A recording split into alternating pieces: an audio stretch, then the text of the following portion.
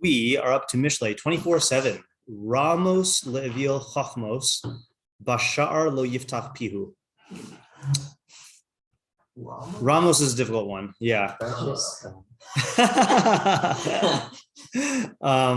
Yeah. So the difficulty is the aleph, I think. That is, it's not really a word, I don't think. Reish aleph mem. Yeah. So the meforshim, I think, like take it in different ways. Well, I guess it is a word according to Mr. ציון. So he says Ramos is a precious stone, right? Is that where you got it from? Yeah. Yeah. Right. So here you go. Yeah. Oh, man. Yeah. No. Okay. Only in moments of desperation. Yeah. So let's start with that. Okay. So a precious stone, eveel chochmos. Yeah. Yeah. So let's go here. Okay. Wisdoms are a precious stone to a fool. Bashar lo yiftach pihu. In the gate. In the gate. He will not open his mouth. Okay. Second half is at least easy to translate. Okay. So then we have Sadigon, who says, Ro'eh hasachal es hachachma gavoha mimenu. So how is he learning Ramos? Lofty, right? So the sachal is another word for fool. So the fool sees the wisdom as too lofty for him. Lefikach, and therefore, whatever. Not that it really matters. Therefore, bashar lo yiftach bihu. He will not open his mouth in the gate. Okay, then the Targum translates. So I'm pretty sure I'm going to translate this correctly. Misraim shatia b'chachmasa. You know what Misraim means? Complain. Okay, yeah, right. So I was checking just to make sure, and so it literally means to rumble. Like re'emim are like it's like thundering things. But then it also is to thunder, to rumble, to roar, and then by extension to be excited, to rebel, to be discontented, to be disturbed, to get into a commotion. Okay, to like get all worked up, I guess. But I think complain is the standard translation. So Misraim shadi b'chol. So he basically switches the aleph to an ayin almost, So the fool complains about chochmah, uvisar'e lo pasech pome. Okay, and in the gate he doesn't open his mouth. Okay, yeah. So we've got 3 different readings. Okay. All right, then we have our scroll, but so the our scroll connects it to the previous one, which, just to refresh our memory here, the previous one had talked about chochmah. Gever chacham ba'oz v'ish das ma'amitz koach kibutak los tasei l'cham milchama t'shua b'rov yo'etz, and then also says, but Ramos le'viel chachmos b'shar liftach bihu. So I think this pasuk could still be taken on its own, but we should note that it is like how the eveel relates to chochmah versus how these the chacham relates to chochmah. Yeah. In the way we're translating it in the first way, yeah. How does chochmah to work into that? Chochmah to. Right, like it's chochmah. Where does it say chochmah to? I completely misread that. Oh, okay, yeah. All right, yeah. All right. So, but to a foolish one, so they say, but to a foolish one, wisdom is an unattainable gem. So they kind of feels like they're like either they're mixing the two, or they're saying that the reason why you call it a gem is because it is lofty, like to acquire. All right. He will not open his mouth at the gate. All right. I think that's similar enough that we could delete it. Living Now says to the fool, wisdom is like a rare gem, and so he does not open his mouth at the gate. Alter says wisdom is too high for the dolt. He won't open his mouth at the gate. Yeah. Oh, and then Alter's commentary says he won't open his mouth in the gate. As elsewhere, the gate is where judicial discussions were conducted. I think that's just a basic fact, right? There's a lot of pasukim in Tanakh that have that. The dolt lacking all wisdom will have no idea what to say in such deliberations. Okay, fine, that's his little pirush. All right. Yeah, David? Just also the way we were translating it. It's not possible to say that to the fool tries to, in some form, tries to find wisdom in precious stones. Like precious stones to the fool are some source of wisdom. Ramos le'eveel chochmos. Precious stones are. Yeah, I guess you could say that. To the fool or wisdom. Yeah, I guess you could say that. Yeah. So let's go. Let's do this. David Lichter is so the precious stones are wisdom to the fool. Okay. In the gate, he will not open his mouth. Yeah. Okay. All right. Yeah. All right. So what are the questions? I mean, our first question is like, just how do we read the word ra'amos in the pasuk? And I'm only listing this as a question because we have to confront it, in order to make a move. Yeah. What's an oven? Yeah. What is an eveel in this context? What is an eveel in this context? And I wrote this in the announcement for the shiur. I feel like we haven't had a lot of eveel psukim in the last like months, right? So yeah. All right. Yeah, Sean. Yeah, what's the relationship between the two halves? Is Yeah. his relationship to whatever Ramot is, or Ramot, does that cause him to not open his mouth at the gate? Is this Yeah. like a separate Right. thing? Is there an implicit lefikach? Like Sadion actually inserts the word lefikach, right? Yeah. Or is this some other relationship, right? Like these are just two facets of him, and like maybe they stem from the other. Yeah, and there's some relationship between the two, but it's not causative. Yeah, Isaac. Oh, sorry. Hold on. Depending on how we read it.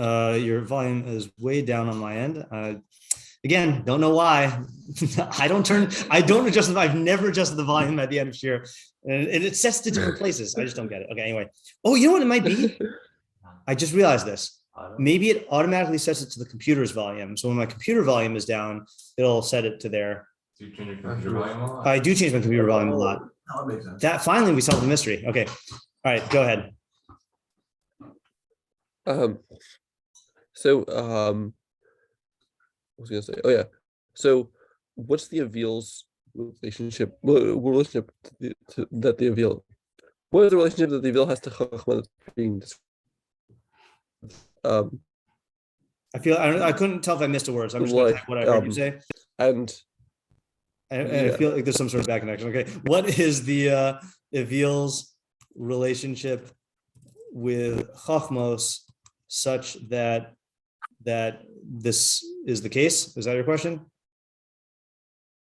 Well, there's what is his relationship to chochmah that's being described here? That was what I was saying. Okay, that is being described here. Yeah. Yeah, and if it's positive, that doesn't seem to fit with my with like what our understanding of eveel is, whatever that is. This if and what just to make sure I'm on the same wavelength as you, what are you getting? Where are you getting the positive from? If wisdom is like One precious stones, And that's the other possibility. Yeah. is positive. How is this consistent with our understanding of the eveel's usual stance on chochmah? And I think, again, generally speaking, we don't like just like pull out random pasuk in Mishlei and like use that as the basis of questions. But because this is the bless you, because this is the Ladoridorus, this sneeze is not preserved. Because this is the what do you call the opening pasuk of Mishlei, then I think it's a fair question. Yiras Hashem Rishis does chochmah u'musar evilim bazu. So generally, evilim despise chochmah, but this is speaking about it in ways that can be interpreted as positive. Okay, let's go. Let's just go counterclockwise. So Yaakov, Ezra, David, Sean. Yeah. Is the second half positive? I mean, you could say. Okay. Yeah. Positive, but... Okay. Right. Okay. So is specifically, I'm going to say specifically, is the second half positive? Now, why would you say that? I can think of two reasons. Maybe if you're not knowledgeable, you shouldn't. Yeah. Right. Maybe it's a good thing I'd say for him and for everyone else, that evilim don't open their mouths at the gate. Okay, right? I think that's probably a good thing, right? And the fact that he recognizes this on some level seems to be a virtue, right? In other words, if you know that you don't know enough to say stuff and then you refrain from speaking, good for you. Like that's, as a former high school teacher, I know that there are a lot of students who could use that sort of development. Yeah. Can you show up to the second again? Yeah. Is chochmah the same as chochmah that we were seeing in the? Okay, yeah. Yeah. So what is chochmos in this context, and then is this usage related to its usage in the foregoing psukim? Yeah. Okay, good. Yeah, Doug. 2 questions. One, why does the eveel not open his mouth at the gate? Yeah. Like, what's leading to that? Right. So I'm just trying to think if I could fit that in any other thing. 5. Yeah, if anything, it's in 5. Yeah, I guess. How do we understand the second half, right? So why doesn't he open his mouth? And then is the second half positive? Maybe it's a good thing, et cetera, et cetera. Okay. Yeah. And then also, what's the link between pressure stones and chochmah? Yeah. I'm just gonna tack that onto the first one. What is the relationship between Ra'amot and Ramos and chochmah? I also want to add to Ezra's question, which is why plural? Right, because I don't think we've pluralized it before. Yeah, that was in Gimel, and then we had in 8 and 5 is Gever Chacham Ba'oz.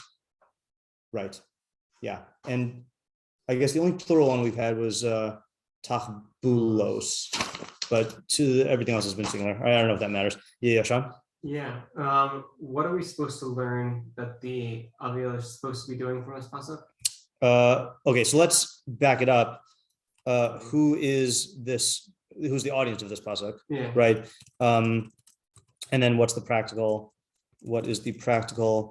application? And this kind of connects to the question of I guess Isaac's question over here, which is usually the eveel is not one of Mishlei's audiences because the eveel hates chochmah. Mhm. So what just happened? Oh, did I? Okay, I've never done that before. All right. If ordinarily the eveel is not an audience of Mishlei, so either this is directed at the eveel, in which case, like, why is he suddenly an audience here, or it's not directed at the eveel, in which case, who is it directed at, and what do we make of it? Yeah. And then just a minor question. Yeah. So it's eveel. Yeah. With a segel. Yeah. Versus a shva.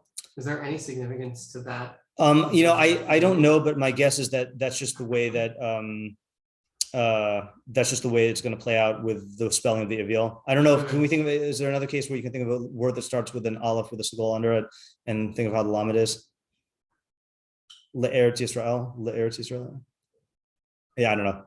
Yeah, I have no idea. Yeah. Yeah. So part of my other question, what about the nub, or like bina and das is possible. Okay, yeah. Okay, yeah, that's also good.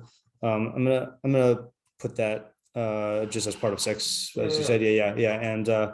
And what about the other knowledge-y terms? Yeah. Yeah. Is it what about shiur? Is it specifically that? Is it Okay, any yeah, other right. place? Why Is it focus? somewhere where Right, deliberation is right. required? Why focus on shiur? Right. So and is this just an example, or does this reflect a category?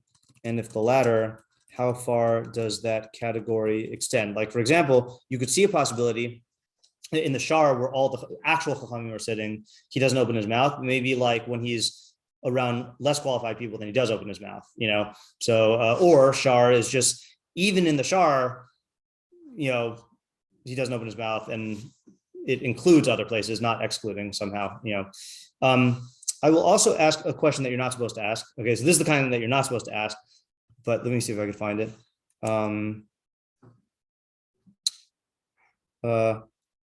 Macharish. So there's another pasuk.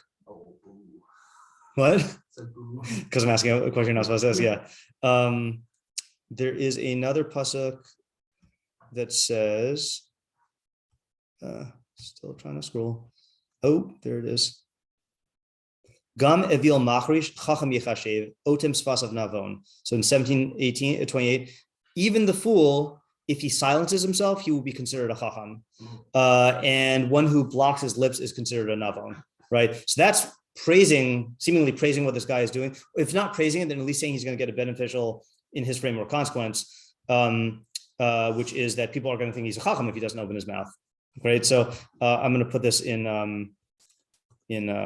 italics because it's a taboo question. So Mishlei, I'll tell you there. Mishlei 1728 implies that if an eveel silences himself, he will be considered a chacham. Okay, so how can that be reconciled with this? And I say reconciled not because it's a contradiction, but because depending on how we learn the practical application of this, or what situation is talking about, then we may need to just see how they go together. Also, I would ask a question, which is, this is kind of stemming from my comment about the high school thing. Is this really true?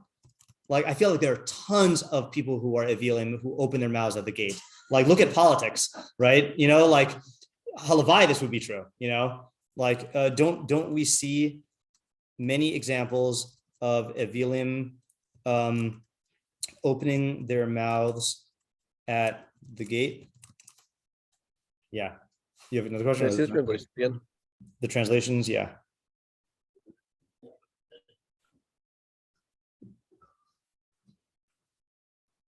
Okay, so let's try to think about it. And you just have to basically state which of the translations you're using before we go. We don't have to all operate on the same translation. They're so different, right? I mean, it's like, yeah. I mean, anyone have any like intuitions as to what, you know, as to which translation, like, or who's on team Precious Stone? 1, 2, 3. Okay, who's on team Sadigon? What about the complaining one? Okay, so let's forget that for now. Okay, and there is a commonality between the Precious Stone and the Lofty in that they're both like, there's an implication of unattainable. I guess the question is it unattainable? Is it conveying unattainability by the direct word, or is it using an analogy of something that is like hard to get, which is the gem? So I guess we're more in the same group than others. Yeah, David. Read. Say again? I have a read. Yeah. Okay. Yeah. So once you put up מצודת, I had to figure out a read for it. Yeah. Okay. So so say that precious stones are wisdom to the fool. So I think that that's what foolish people see as like the greatest good will be like a material, something like that. That's the greatest good. And so when it comes to say then like being at a shiur or like giving advice or something that like actually requires in-depth thought, Yeah. they don't really have much there. They don't have like well thought out life experiences or anything like that. So I think in this pasuk we'll be talking to anyone who's looking at this person that don't go to this person for advice, right? Yeah. And just in general, well, don't go to them for advice when you need help with something. And then also just don't look to them in general for things, because what these people that have built themselves up, and someone who may even be one who has attained precious stones, that's all he sees as the greatest good. And so he doesn't have insight into helping you with what you need, and also he just is operating a different framework of what is wisdom. Okay, so I think that's a good starting off approach. And I think the question then would be, why are we focusing on the eveel who seems to be the most antithetically disposed to chochmah? Like, why focus on that person specifically? And, you know, I think you are answering, though, another question, which I'm going to set, this could branch off into its own approach, but I just want to state it because you said it almost in these exact words. Okay. So regarding my question about the legit question about like how this contradicts the thesis of Mishlei that eveelim hate chochmah and musar, you can hate something and view it as the highest thing. Okay, so the most explicit one I've seen say this is the Meiri on Mishlei 1:7. Let's see if I can. This is MG Keter. Oh yeah, so this is the only place anywhere where you can get a digital Meiri. So it's not even on, certainly not on Alatorah or Svaria, and not even on Bar Ilan. This is the only place where you can get a digital Meiri. And then there's a couple other things that you can only get. And I think the reason why this is MG Keter is I think that this is based on, I think, okay, well, if you want to look at why, no, actually, I want to say that this is based on one of the Keters, like in terms of the codices. So like in terms of the Tanakh, version, it's one of the most accurate ones. But yeah, hold on. Oh, you know what? Hold on.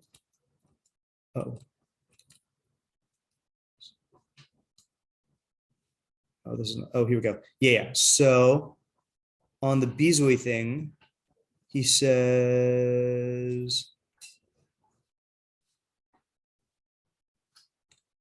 yeah. So he says like this. V'habizayon etzli. How do we say to make this bigger? Sorry, the in page plus. The in page plus. Okay. No, lost it. They go to the green parts. Yeah. Hold on. Gotta find. Okay. In page plus. Oh, I guess I would have to scroll anyway. Can I do one more? You can hit the down arrow. Okay, there we go. Yeah, so the control F bar. You Yeah. can switch it up. Hold on, but I think that didn't work last time. Yeah, it doesn't take me all the way down. I have to scroll. Okay, here we go. So he says, "V'bizayon etzli hu l'shlosh sibos." You can despise or disgrace something for 3 reasons. So either the thing has little value or it's intrinsically despicable. So she despised him in her heart. Okay. I think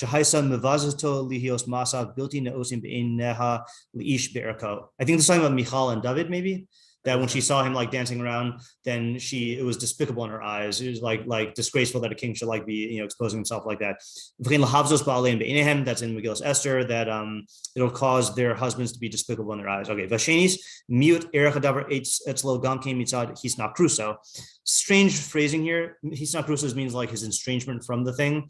Like Devar Hashem Bazah, that they despise the word of Hashem. Omitzad Hakina, Kamo Amru Ma Yoshinu Zev Vayivezuhu, or out of jealousy. Okay, I don't know how those two are together, but then here's the one I wanted to get to.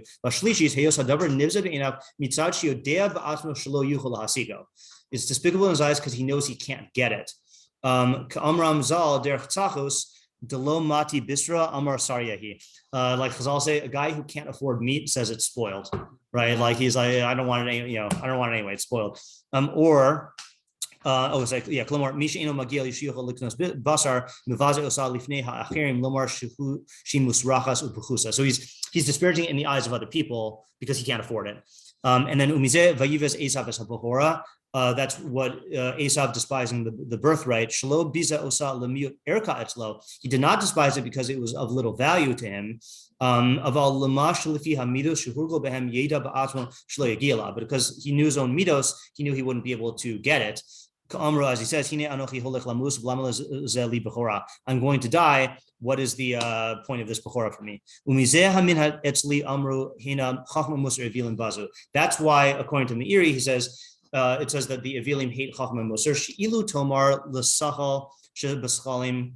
Okay, I guess I am reading this. I'm not saying this whole approach, but while we're here, if you say to the most foolish of the fools, hatirte shetiye chacham kishlomo or kiploni hachacham, do you want to be like Shlomo?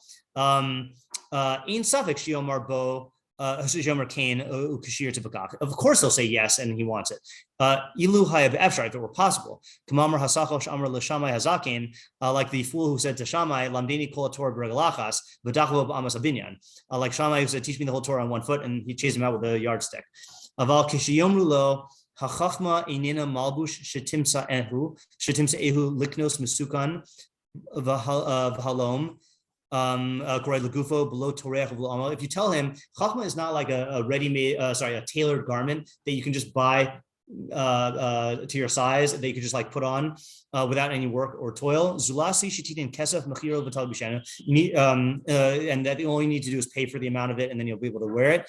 Aval teda, you should know shelo tucha lilbosh beged ad shetigdal hatzon v'tagos smaro v'tiskanehu v'tase kol hamalachos atzrichos lo ad heyosa ru'ui lebeged. You need to raise the sheep and then shear the sheep for the wool, and then prepare the wool and do all the malachos that you need until it's roy for a beged.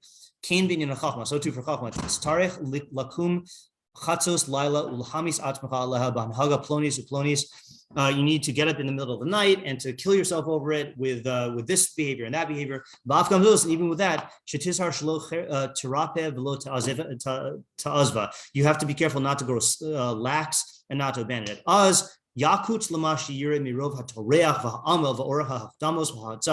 Then he'll be disgusted when he sees the amount of work and toil and the length of all the preparatory steps that he needs and all the introductions. And it'll be despicable in his eyes based on what he sees in his own nature that he's not able to get it. Okay,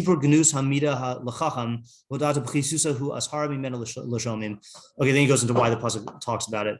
Okay, sorry, that was long. So I'm heading that off at the past, but that might also provide insight into the pasuk. So let's go back to what you said. So summarize what I said, and then go back to what you said. I'm saying here, the way you can reconcile this with the fact that he despises chochmah is he despises it because he views it as so high.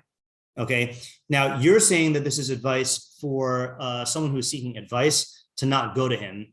And my question on you is, why would we have to advise you to not go to the eveel if he can't even have chochmah anyway? Like, what's the havmina or what's the trap that would lead you to go to his advice? And also, what is it saying about lo bashar lo yiftach pihu?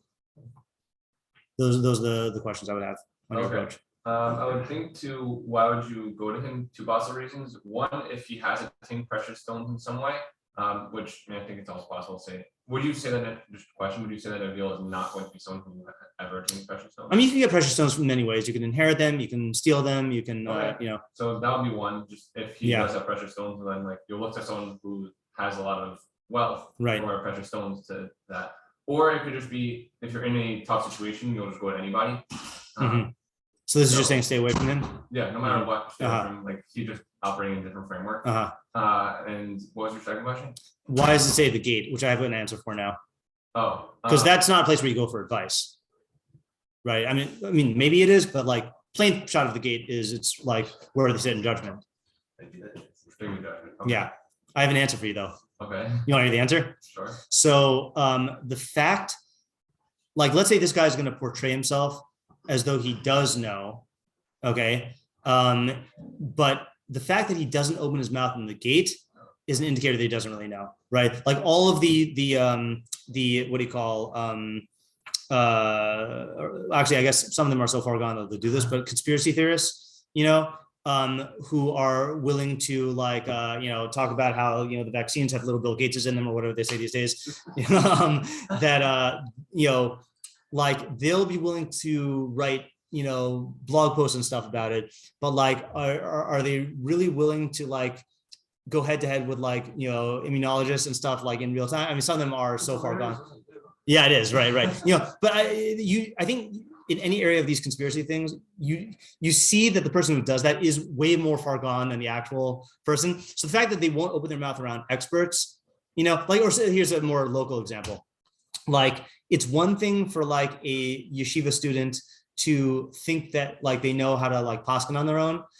Are they really going to tell Rav Pesach that they know better than he does? Like, and that, that's a degree of like, and the fact that they don't do that shows that they know that they're a sham in something, because if they were really confident in their knowledge, then they would express it and subject it to evaluation, or all the people who like write these, people who are pushing new discoveries in like science, but they don't submit their research for like peer review. Like, why not?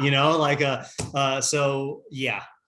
So just one more thing to round out your approach though. So I am hearing two things that you're saying about why you use the word ramos with the precious stones. The first time you said that it is that it's stating that because you might be inclined to ask him for advice if he has precious stones. Yeah, I'm more inclined toward just what the fool views as valuable. Yeah. And in this pasuk you're saying to someone, no matter what, don't go to someone, even if you are like, you really need advice from someone, don't go to someone who is operating a different framework than you. That just will ultimately not help. See, I still think that way of saying the idea is way too broad. It's too broad for the specificity of the pasuk, in my opinion. Right? Like, if that's the nafkamina, just don't go to someone who's not going to help. Then I would say, I don't know, it's just way too specifically describing the traits of the eveel for that. That's why I'm more inclined to if I'm going to go with your idea, it is giving you a way to convince yourself that he doesn't know what he's talking about by saying he doesn't open his mouth in the gate. Yes. And then my only question now is, what is the first half saying? Because I think we're like 80% there. I mean, again, if you're going to take the way I'm learning it, we're 80% there. If you're going to take the way you're learning it, I think there's a lot more work that needs to be done. Yeah. Okay, let's go with Isaac next. Okay, yeah. So I have a slightly different approach. Yeah. I'd say it's that Which translation are you using first of all? the first one. Okay. Wisdom's a precious stone to the Yeah. earth. And what that means is that when he gets it, like if an eveel somehow in one way or another ends up with a piece of chochmah, Yeah. he's gonna hoard it and he's Okay. not gonna share it. Okay. Oh, that's Um, interesting. Yeah. So Okay. so he's not gonna Uh-huh. yeah. So so when he's in the gate, he's not gonna be like, oh, let me share this chochmah with everyone, because Yeah. then that's gonna Oh, you froze again. So that's going to diminish. I would say what he's going to say is that that's going to like diminish from his glory, like because he's relating to the chochmah in a egocentric framework or in a self-glorification framework. Like it says in Mishlei chapter 10, which I think, Isaac, you were with us when we did this in 2020. In chapter 10, pasuk 2? No. Pasuk. Oh, no. This is in chapter 18. Yeah, it was chapter 18. It was the second pasuk we did in our Mishlei shiur here. No, it was the first pasuk we did because we skipped pasuk 1. Yeah. Lo yachs post ksil betuvunuk im bihizgalos libo. There were several ways to read that, but one of the ways to read it is the fool only desires understanding if it allows him to show himself off. That his primary orientation, meaning he does want knowledge, but only if it allows him to show how great he is, And so therefore, if you were to share it, then it's going to be diminishing from taking away from the limelight. Now, again, I don't know what you were actually going to say because you froze. Oh, I was good. Yeah, that was what you say? Okay. Thing, yeah. Okay, good. All right. So that's a good approach. That is a good approach. So now my only question on this, which is not a knockout question, is no, it's not even a question. It's an answer. I think you would have to say shiur here is now not gate of judgment, but public square, like the place where people gather, and meaning that, hold on though. Now I got a problem. No, sorry. Because he is going to want to show it off in a place where people can see him. So why does it focus on the gate? Is that just where other chachamim are? He's not going to share with other chachamim. That's what you were saying. Well, yeah, I think it's a type of thing where I think a precious stone, you show that you have it. Yeah. You don't pass it around for other people to look at. Right. So, Yeah. He might do do things that indicate that he does have this chochmah. Let's say he has like an insight into the way business works or something. Yeah. He's gonna talk about how he has this business insight. Right. Yeah. But he's not going to share what that is. Right. Okay. I hear. All right. So then who is the audience of this then? I think someone who might say, oh, he has insight. And it seems like he actually does have insight. Meaning they're going to say that because they want to somehow derive the benefit of that insight. And it's saying that he's not going to be willing to share it. So that's an interesting thing also because he is, I think people can get duped into thinking that the person that the eveel is sharing the insight. There are all these things where whether it's a product or an academic type service or whatever, that you feel like, oh, this free resource. And then you realize no, you just need to sign up and pay a subscription. I'm not saying that they're all automatically evelian, but I'm saying he's going to pull a move like that, or he's going to give you counterfeit versions of it. Can you mute yourself when you sneeze? I'm concerned about all the people who are listening. He's going to string you along, or he's not going to give you the full secret, somehow make you dependent on him. And you compare that to, I was thinking about this because of the tefillah shiur on Wednesday night. What's God's policy? He's chonein hadas, is he gives freely. Or we had a bunch of pasukim on Monday night Mishlei, how the real chachamim will like just share their chochmah and be mashpia it like for everybody. Doesn't mean that they will never like sell books or whatever, but like there's a freedom to their giving, not a hoarding, like in terms of the tendency. Yeah. Okay, I hear that's good approach. Yeah, Sean, new approach. So I want to tie back into how we've been viewing chochmah. Okay, in general, good. Yeah. Right. Which is, and the phrase that I keep coming back to when thinking about it is the learn the rules, master the rules, dissolve the rules. Yeah. All right. So what does it mean that wisdom is a precious stone to the eveel? So I want to say like a precious stone is something that's already refined. Yeah. Right. And the person thinks like this is it. Right. Yeah. And the in the gate he will not open his mouth, I'm reading as he's not going to, he hears something that sounds intelligent, Yeah. and he's not going to ask questions on it, and try and refine it and break it down and make it. They already are precious stone. Yeah. So for him, right, he doesn't want to engage with chochmah and like, he just wants it there for ready for him, and just to take it and not engage with it. Yeah. And really, in order to recognizing chochmah is recognizing that it's not fully developed, and that you need to be engaging with it and refining it, in order to actually be partaking of chochmah and developing it and then getting to higher forms of knowledge. And the fool just does not engage in this process. Yeah.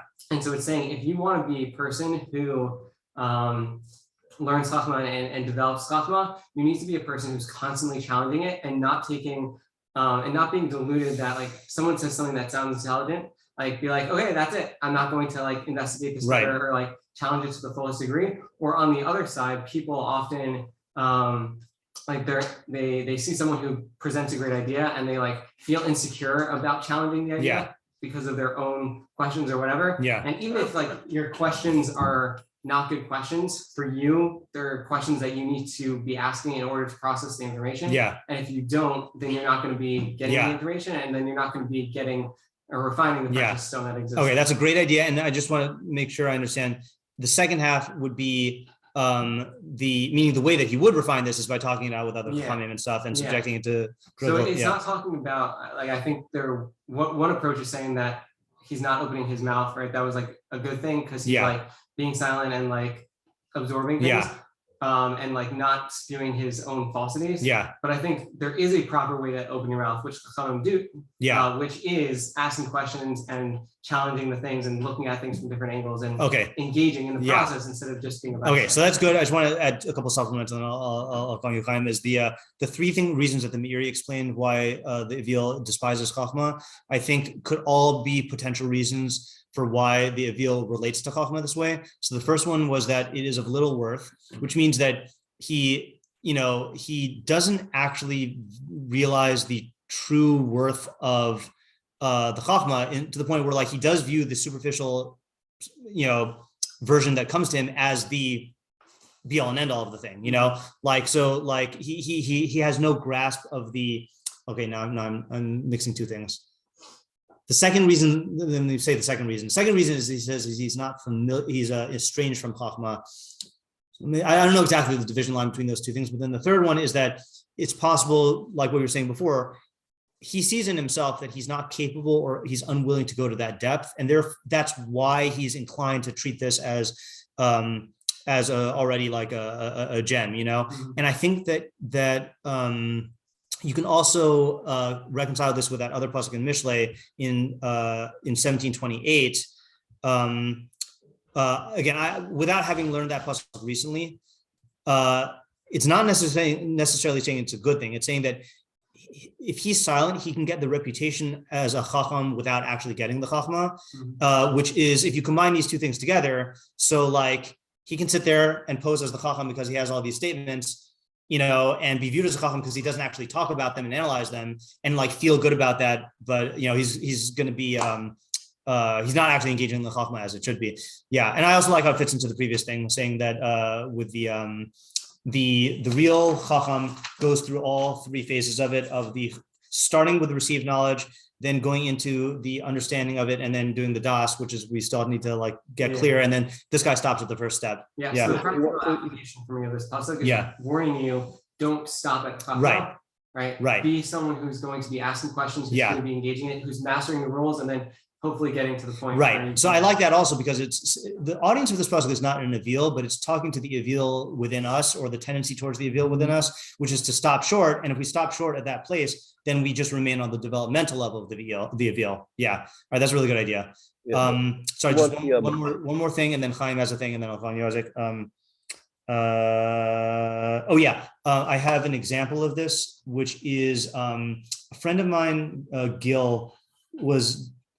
I might be misquoting him, but I'll say the idea that makes sense to me. He was defining the difference between Maimonideans and what he called neo-Maimonideans.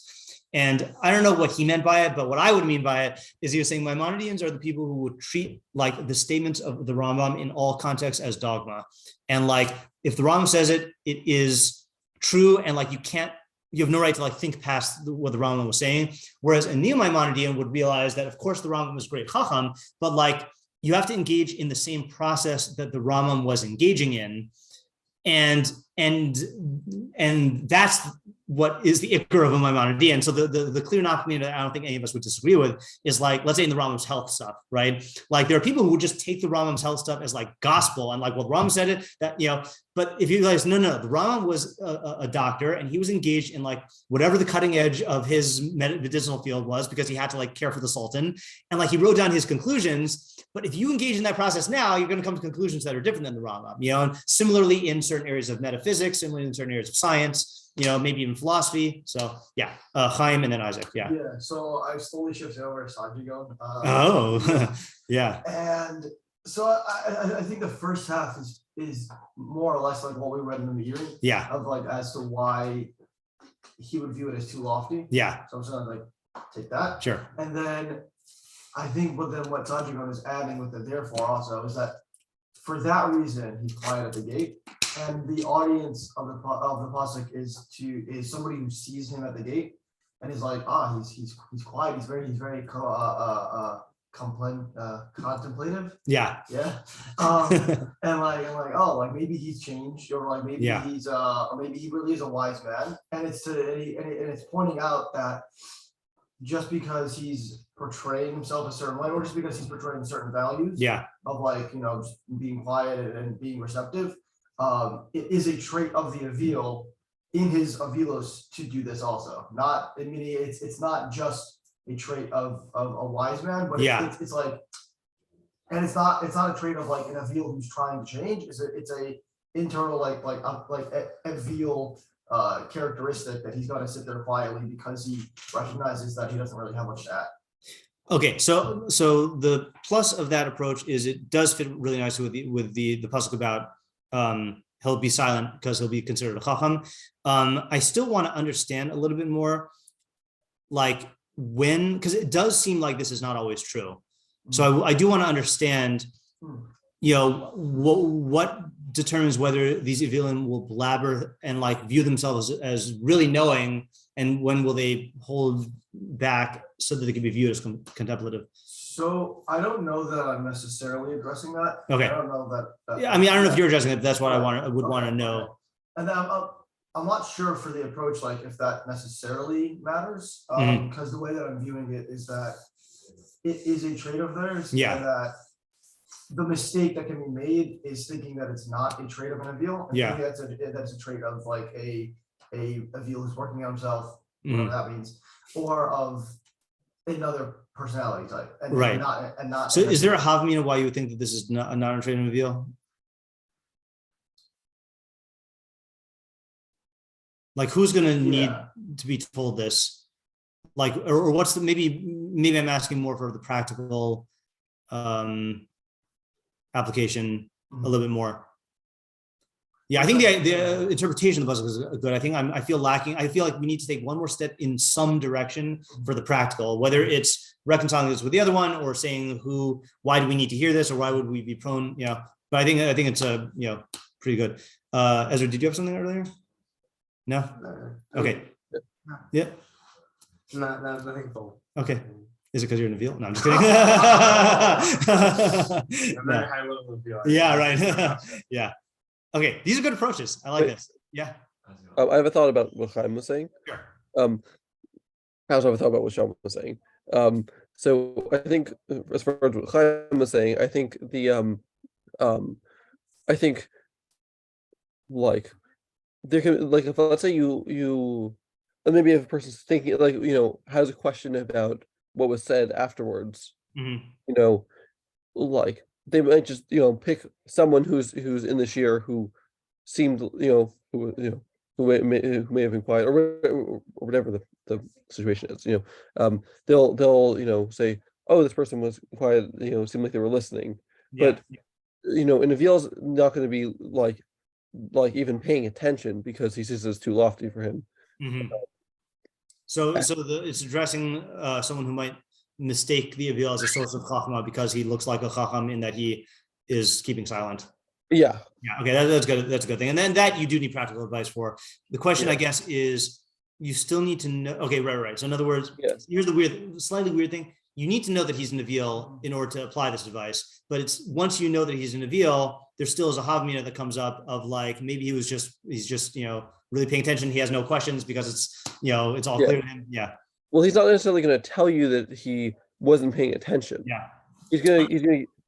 I'm sorry to cut you off. I actually have to go because I have to tutor at my apartment by 9:30. I just forgot that they changed the time. So I'm going to stop the shiur here. Okay. So if you want to add the thought in the chat, you can, but if not, we'll save it for tomorrow. But I think we got good approaches, Broom. Excited to see what the meforshim say. Okay. See ya.